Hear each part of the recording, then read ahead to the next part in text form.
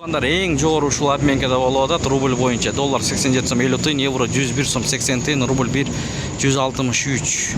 Мынакей эми бай түшүмдү көрсөтөбүз. Бул жерде азыр өчүп күйөт. Негизи табло доллар 87 сом 40 тыйын, евро 100 сом, рубль 116 тыйын, сатып 120.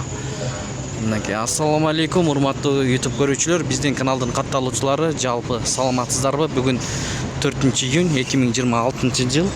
Түштөн кийинки кечки курстар деп койсок болот. Туугандар, саат 18:30га карата көрүп жатасыздар. Бишкек шаары жана Аламидин базар жактан көрсөтүп беребиз. Сайыс ЛТД доллар 87 сом 50 тыйын, евро 101 сом 70 тыйын, рубль 116 тыйын, сатып 117 тыйын. Лера 190. Кандай болбосун биз сиздерге көргөзүп берип турабыз.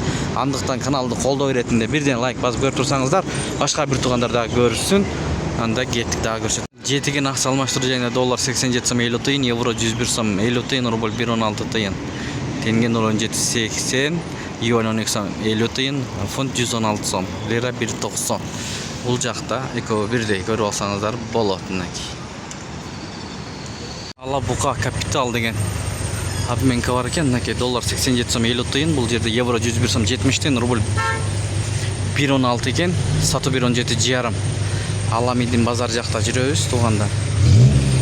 Бул жагын көрсөтөйлү. Акча алмаштыруу жайында доллар 87 сом 50 тыйын, евро 101 сом 20 тыйын, рубль 115 тыйын, сатып 117,5 тыйын экен. Мынакей.